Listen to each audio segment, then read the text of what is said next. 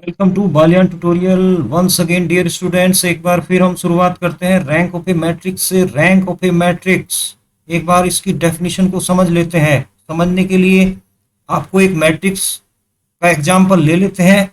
इसका जो ऑर्डर है, मान लिया आपकी जो मैट्रिक्स है उसका ऑर्डर 4 into 5 है। 4 by 5 की आपको कोई मैट्रिक्स दी गई है, तो क्या करना होता है इसमें? सबसे पहले देखते हैं कि इसमें आप कितने हाईएस्ट ऑर्डर की स्क्वायर सब मैट्रिक्स बना सकते हैं। तो आप क्या बना सकते हैं इसमें? 4 by 4 की हाईएस्ट ऑर्डर की मैट्रिक्स बना सकते हैं। अब यहीं से शुरुआत होती है रैंक की। तो इसका रैंक क्या हो सकता है? इसका रैंक 4 हो सकता है। इसका रैंक 4 होने के लिए व्हाट इज द कंडीशन? इसका रैंक 4 होगा यदि 4 by 4 की जितनी भी स्क्वायर सब मैट्रिक्स आपने बनाई है उनका सबका डिटरमिनेंट वैल्यू यदि 0 हो जाता है। एक तो ये कंडीशन है, यदि सभी सब स्क्वायर मैट्रिक्स जिनका ऑर्डर 4 by 4 है उनके डिटरमिनेंट की वैल्यू 0 हो जाती है तो इसका रैंक 4 नहीं होगा। 4 नहीं होगा। ओके, रैंक 4 कब होगा? ये रैंक 4 कब होगा? यदि आपको 4 by 4 की जितनी भी आपने सब स्क्वायर मैट्रिक्स बनाई है उनमें कम से कम एटलीस्ट कम से कम एक ऐसी 4 by 4 ऑर्डर की स्क्वायर सब मैट्रिक्स होने चाहिए जिसके डिटरमिनेंट की वैल्यू 0 ना हो। यदि ऐसा होता है तभी इसका रैंक 4 होगा। ठीक। दूसरी तरफ मान लिया इसकी जितने भी आपने 4 by 4 की सब मैट्रिक्स बनाई है उनकी सभी की डिटरमिनेंट वैल्यू 0 आ जाती है तो इसका रैंक 4 नहीं होगा। फिर इसका रैंक हम ट्राई करेंगे 3 हो सकता है। और इसमें जो आपने 4 के लिए कंडीशन लगाई है वही 3 के लिए लगाइए। इसका रैंक 3 कब होगा? Row A equal to 3। इसे row A means rank of A, इसे बोलते हैं rank of A.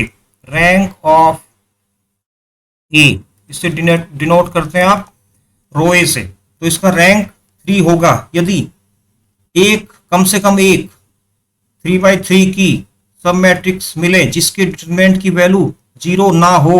Determinant value यानी कि डिटरमिनेंट वैल्यू जो आपने ली है वो 0 ना हो तो इसका रैंक 3 होगा। बट यदि 3 by 3 की सभी सब स्क्वायर मैट्रिक्स की वैल्यू 0 हो जाती है तो इसका रैंक 3 नहीं होगा। फिर इसका रैंक 2 होगा और ऐसे ही हम 2 के लिए भी ट्राई करेंगे। तो ये है एक्चुअल में रैंक की डेफिनेशन। देखिए यहाँ पे क्या लिया है उसने? उसने कहा है कोई भी मैट्रिक्स है ए तो उसका रैंक आर होगा। आर वही नंबर है 4 3 2 1। ठीक। नल मैट्रिक्स के केस में इसका जो रैंक होता है वो 0 होता है। केवल नल मैट्रिक्स है जिसका रैंक 0 होगा, बाकी या तो 1 होगा या 2 होगा या 3 होगा 4 होगा या हाईएस्ट ऑर्डर की जो भी स्क्वायर मैट्रिक्स है वो होगा। ओके, तो एक नंबर आर रैंक होता है मैट्रिक्स का। उसकी दो प्रॉपर्टीज होती हैं। देखिए सबसे पहले क्या बताया था उसने? There is at least one square sub matrix of A. एक ए की R/R की कम से कम एक स्क्वायर सब मैट्रिक्स होनी चाहिए जिसके डिटरमिनेंट की value whose determinant value is not equal to 0। ये आपको समझ आ गया होगा। ओके, कम से कम एक ढूंढनी होती है R/R की। उसके बाद ये भी बात है कि R+1 यानी कि highest order R+1 into R+1 ये सभी की डिटरमिनेंट वैल्यू क्या होनी चाहिए? 0 आ जानी चाहिए। तो ये क्या कह रहा है? रैंक 4 कब बताया था मैंने? रैंक 4 होगा यदि 4 by 4 की एक भी स्क्वायर सब मैट्रिक्स मिले जिसकी डिटरमिनेंट वैल्यू 0 ना हो और 5 by 5 की सभी 0 हो। रैंक 3 कब होगा? जब 3 by 3 की एक सब स्क्वायर मैट्रिक्स मिले जिसकी डिटरमिनेंट वैल्यू 0 ना हो और 4 by 4 की डिटरमिनेंट वैल्यू सबकी 0 हो। 4 by 4 सबके 0 हो। ओके, यही आपकी ये दो कंडीशन यहाँ पे दी गई है। Okay, this was all about the definition of rank of a matrix. Okay, अब एग्जांपल थोड़ा समझ लेते हैं। एग्जांपल से आपको समझ आएगा ये कंडीशन। ओके, ये यहाँ पे ये बाद में डिस्कस करेंगे एक्लन फॉर्म। एक्लन फॉर्म मैंने आपको कल भी बताया था इससे पहले वाले लेक्चर में कि एक्लन फॉर्म में क्या करते हैं, यहाँ पे number of non zero rows count कर लेते हैं। तो इसमें सभी 0 है तो number of non zero rows 1 2। तो इसका रैंक कितना हो गया? इसका rank of A equal to 2 आ गया सीधा। अब एक्लन फॉर्म में दी गई मैट्रिक्स को कैसे चेंज करते हैं इसके लिए आपको अलग से ऑपरेशन समझाए जाएंगे। उन्हें बोलते हैं एलिमेंट्री ट्रांसफॉर्मेशन, ओके, उनकी हेल्प से आप दी गई मैट्रिक्स को एक्लन फॉर्म या एक दूसरी फॉर्म है नॉर्मल फॉर्म, उनमें बदल देते हैं, क्योंकि जो आपके न्यूमेरिकल क्वेश्चन होंगे वो आपको डेफिनेशन से नहीं होंगे। डेफिनेशन तो खाली समझने के लिए है, प्रॉब्लम को सॉल्व करने के लिए दो फॉर्म, एक्लन फॉर्म और एक है नॉर्मल फॉर्म, अभी आप बाद में इसे पढ़ेंगे। नॉर्मल फॉर्म में आप कन्वर्ट कर देते हैं एलिमेंट्री ट्रांसफॉर्मेशन का यूज करके, आगे इसके बारे में हम डिस्कस करेंगे। ओके, यदि आप देखें तो यहाँ पे ये एक एग्जांपल है, जैसे इसका ऑर्डर कितना है, ये फाइंड द रैंक, इनका रैंक फाइंड करना है, तो इसका ऑर्डर कितना है 3/3। ओके, तो हाईएस्ट कितना हो सकता है इसका रैंक, 3 हो सकता है, 2 हो सकता है, 1, 3 2 1। बात करें, यदि बात करें आप इसका रैंक 3, देखिए इसका रैंक 3 कब होगा, यदि इसकी इसकी डिटरमिनेंट वैल्यू 0 हो जाती है, जैसे कि यहाँ पे देखिए इसकी डिटरमिनेंट वैल्यू ए हमारा था, दिस वाज आवर मैट्रिक्स, तो इसकी हमने डिटरमिनेंट वैल्यू निकालेंगे। इसका रैंक 3 कब होगा, जब इसकी डिटरमिनेंट वैल्यू 0 ना हो, बट यहाँ पे ए डिटरमिनेंट ए की वैल्यू कितनी आ रही है 0, इसका रैंक 3 नहीं होगा, इसका रैंक फिर क्या होगा 2 के लिए क्या होना चाहिए, एटलीस्ट 1 सब मैट्रिक्स ऑफ ऑर्डर 2/2।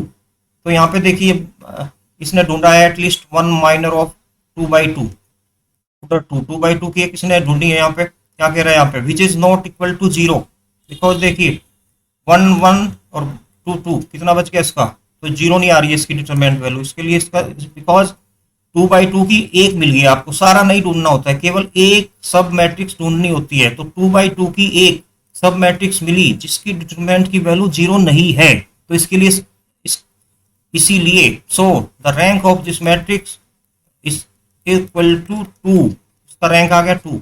एक दूसरा एग्जांपल देखिए, ये लेते हैं, ये इसका ऑर्डर कितना है 2/3, तो इसका रैंक कितना हो सकता है, रैंक ऑफ ए की पॉसिबिलिटी इसमें 2 है या 1 है। अब देखते हैं 2, पहले 2 के लिए ट्राई करते हैं, क्या कह रहा है, देयर इज एटलीस्ट 1 माइनर, कम से कम एक ऐसा होना चाहिए जिसकी डिटरमिनेंट वैल्यू 0 ना हो। यहाँ पे देखिए ये 2 3 4 5, ये भी क्या है 2 3 4 5, ये अब 2/2 की एक सब मैट्रिक्स है जिसकी डिटरमिनेंट वैल्यू 0 नहीं है, पक्की सी बात है, इसलिए इसका जो रैंक है, रैंक इसका पक्का 2 हो गया, तो rank of A rho A equal to 2। ऐसे ही देखते हैं, एग्जाम्पल 2 पे चलते हैं, क्या कह रहा है, आपसे बोल रहा है under what condition the rank of the following matrix is 3।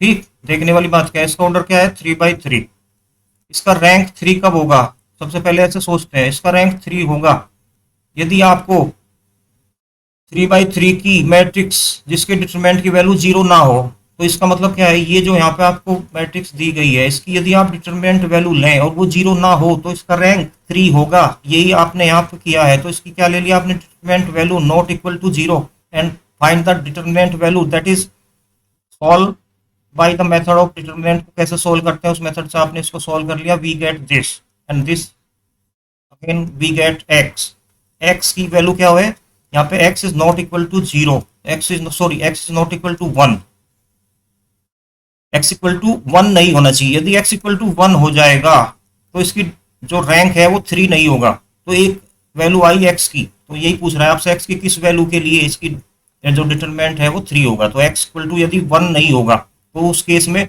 इसकी जो डिटरमिनेंट वैल्यू है वो भी 0 नहीं होगी, बिकॉज डिटरमिनेंट वैल्यू 0 हो रही है जब x not equal to 1। Okay, ऐसे ही एग्जाम्पल देख लेते हैं, एग्जाम्पल 3, इसका क्या बोल रहा है, find the value of b rank of A is 2। देखिए सीधी सी बात है, ये क्वेश्चन उल्टा हो गया, इसका ऑर्डर कितना है 3/3, इसका रैंक आपको क्या करना है 2, यानी कि इसकी डिटरमिनेंट वैल्यू क्या होनी चाहिए इस बार 0, यदि इसकी डिटरमिनेंट वैल्यू 0 नहीं होती है, यदि बोलते हैं आप डिटरमिनेंट वैल्यू कितनी 3/3 की जो है वो 0 नहीं होती है, तो इसका रैंक क्या हो जाएगा 3, और यदि आप इसकी वैल्यू कर देते हैं डिटरमिनेंट वैल्यू इक्वल टू 0, तो इसका रैंक क्या होगा लेस देन 3 होगा, लेस देन 3। ओके, तो इसके लिए आपने क्या करना है, रैंक क्या करना है आपको इसका 2, तो आप इसकी डिटरमिनेंट वैल्यू को क्या कर दीजिए, जीरो। तो आपने इसकी डिटरमिनेंट वैल्यू को जीरो कर दिया, and find the value of the determinant, that is solve, and then we get b equal to two. यानी कि जब भी आप b इक्वल टू इसमें टू पुट कर देंगे तो इसका आंसर क्या आ जाएगा, इसका रैंक टू हो जाएगा। यदि आप b is not equal to two, यानी कि टू के अलावा कोई भी नंबर लेंगे तो इसका रैंक क्या हो जाएगा, थ्री।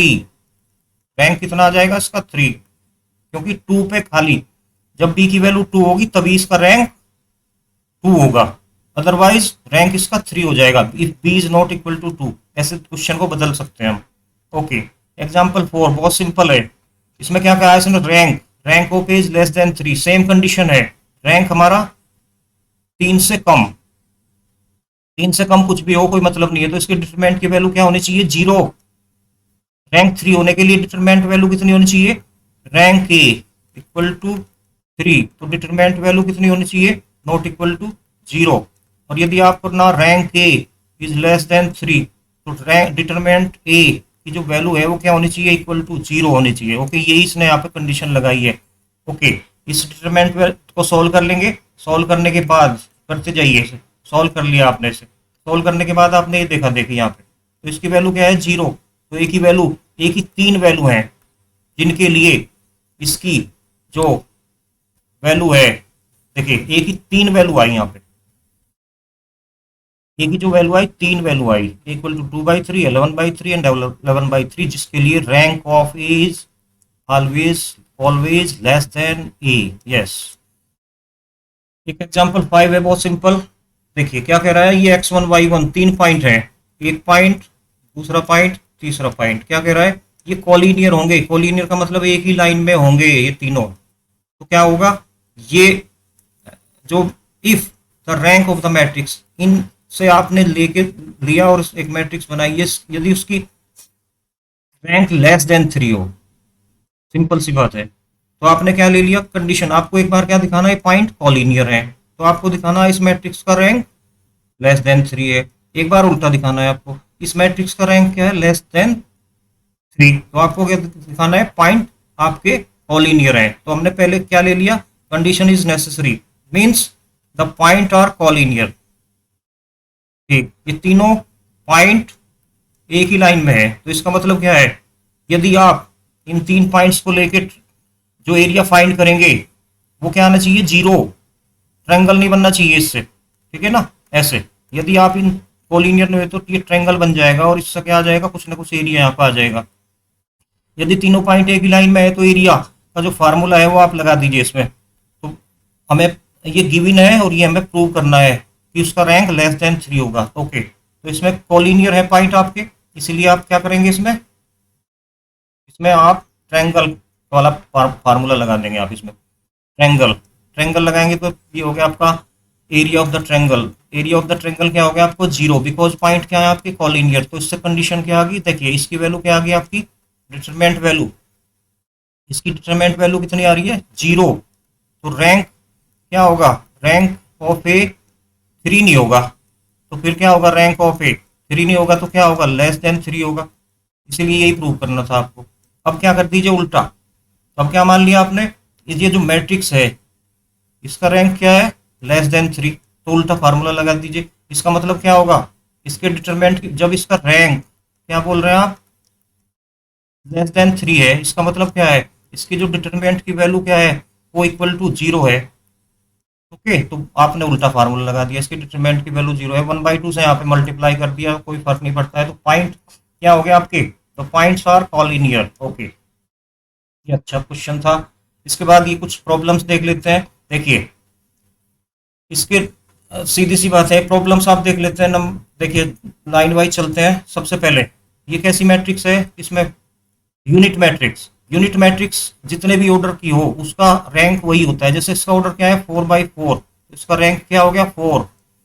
ओके, इसके बाद ये मैट्रिक्स देखिए, यदि आप इसको ध्यान से देखेंगे तो आप क्या कर सकते हैं, इसको इसकी जो डिटरमिनेंट वैल्यू आएगी, दिस इज 4/4, और 4/4 की डिटरमिनेंट वैल्यू, बिकॉज इसके रो सभी की वैल्यू है same, first row, second row, third row, fourth row, तो इसकी जो डिटरमिनेंट वैल्यू है जीरो आ रही है 4/4 की, और 3/3 की भी जीरो आएगी, 2/2 की भी जीरो आएगी, तो बचेगा केवल 1। वन बचेगा, तो इसका रैंक रैंक इसका कितना हो गया आपका 1, इसका रैंक हो गया 1। ऐसे ही देखिए ये क्या है 2 by 2 की नल मैट्रिक्स, तो इसका रैंक क्या हो गया नल मैट्रिक्स है इसलिए 0। ओके सेकंड ये क्वेश्चन है, देखिए ये कितना है, ये इसका ऑर्डर क्या है 2 by 2, तो इसका रैंक क्या हो सकता है 2।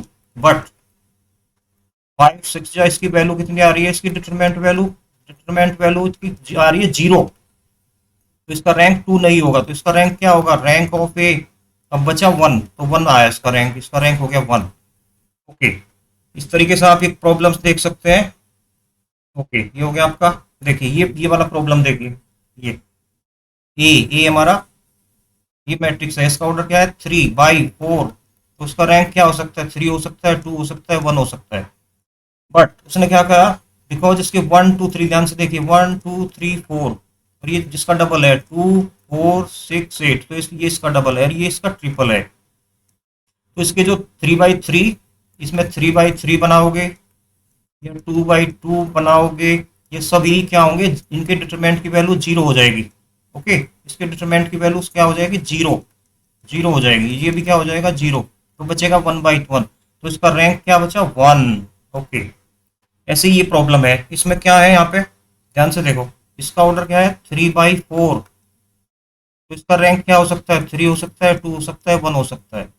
बट यदि आप ध्यान से देखें तो इसमें जो है एक माइनर ढूंढना होता है 3 by 3 का, इसने ढूंढ के यहाँ पे बताया आपको इसकी डिटरमिनेंट की, which is determinant value is not equal to 0, तो इसका रैंक कितना हो गया 3।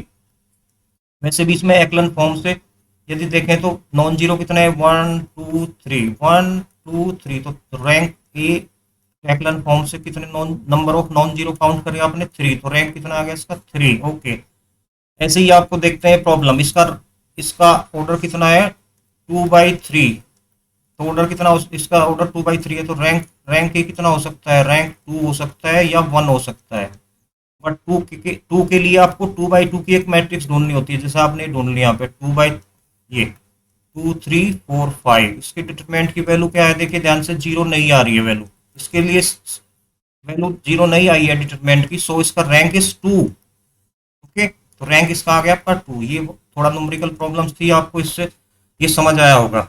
ओके एक यहाँ पे एक और ये प्रॉब्लम है, इसे देख लेते हैं। देखिए एक्लन फॉर्म से देखें 1 2 3, तो नॉन जीरो कितनी होगी, तो रो ए कितना हो गया आपका 3। अब ए स्क्वायर के लिए कहा है उसने find the rank of A square, तो ए स्क्वायर के लिए ए इंटू ए कर लेते हैं।